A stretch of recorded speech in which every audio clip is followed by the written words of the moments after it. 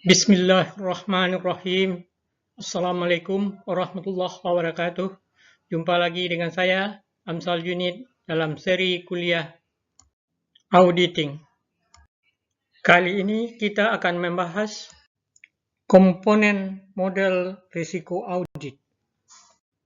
Model risiko audit digunakan untuk menentukan detection risk yang harus dicapai sehingga accepted audit risk tidak terlampaui. Berdasarkan detection risk, kita selanjutnya akan mendesain prosedur yang diperlukan. Komponen model risiko audit terdiri dari: pertama, inherent risk, yaitu risiko yang sangat ditentukan oleh jenis usaha klien. Kedua, control risk. Risiko inherent berusaha dihilangkan dengan membangun internal control yang baik. Akan tetapi, internal control juga tidak akan mampu mencegah kesalahan dalam laporan keuangan 100%, sehingga masih ada yang disebut dengan control risk, yaitu kegagalan internal control dalam mencegah terjadinya kesalahan dalam laporan keuangan. Ketiga adalah detection risk yang direncanakan, yaitu untuk mendeteksi adanya kesalahan dalam laporan keuangan yang tidak tercegah oleh kontrol, sehingga audit risk yang dapat diterima akan dicapai. Keempat adalah acceptable audit risk, yaitu sisa dari risiko audit yang masih ada yang dapat diterima setelah prosedur audit diterapkan. Risiko audit yang dapat diterima sangat ditentukan oleh risiko penugasan. Risiko penugasan atau engagement risk adalah risiko auditor memberikan pendapat yang tidak sesuai dalam audit report. Misalnya, jika auditor mengidentifikasi adanya kesalahan material dalam laporan keuangan, padahal kesalahan tersebut tidak ada, atau auditor tidak menemukan adanya kesalahan dalam laporan keuangan, padahal kesalahan itu ada. Auditor menetapkan engagement risk dan menggunakan risiko ini untuk memodifikasi audit risk yang dapat diterima. Engagement risk sangatlah berhubungan dengan risiko bisnis klien. Faktor yang mempengaruhi risiko audit yang dapat diterima. Pertama, tingkat penggunaan laporan keuangan oleh pengguna eksternal. Yang kedua, kemungkinan klien akan menghadapi kesulitan keuangan setelah audit report diterbitkan. Dan yang ketiga, hasil evaluasi auditor terhadap integritas manajemen.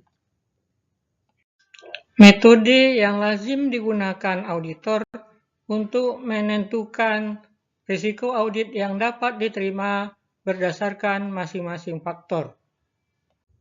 Faktor penggunaan laporan keuangan oleh external users. Auditor akan memeriksa laporan keuangan, termasuk footnotes, dan auditor juga akan memeriksa notulen rapat Dewan Direksi dan Dewan Komisaris untuk menentukan rencana ke depan perusahaan. Yang ketiga, memeriksa formulir isian tahunan oleh perusahaan publik. Yang keempat, mendiskusikan rencana keuangan dengan manajemen. Faktor kemungkinan terjadinya kesulitan keuangan klien setelah laporan audit diterbitkan.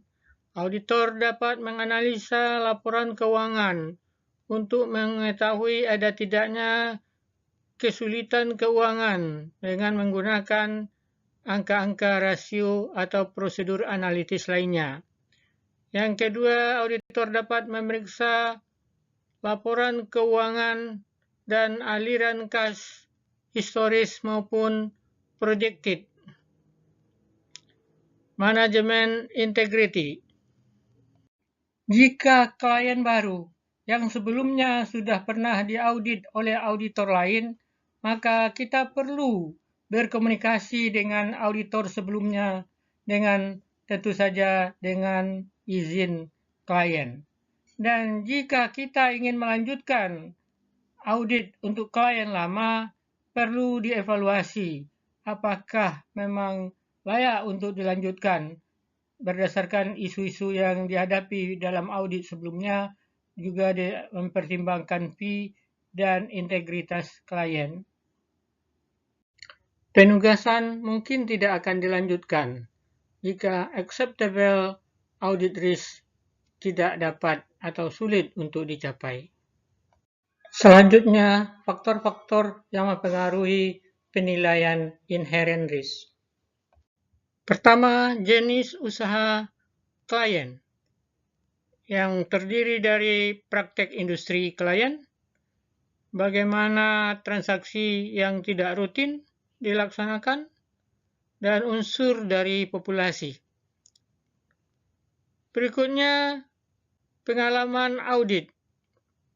Pengalaman hasil audit tahun sebelumnya, jenis penugasan awal atau sudah ulangan, judgment audit yang diperlukan untuk mencatat saldo dan transaksi dengan tepat. Yang ketiga, faktor culture, termasuk pihak-pihak terkait, faktor-faktor yang terkait dengan kecurangan atau fraud dalam pelaporan keuangan, dan faktor-faktor yang berhubungan dengan kesalahan dalam penggunaan aset. Demikian pertemuan kita kali ini. Sampai jumpa. Assalamualaikum warahmatullahi wabarakatuh.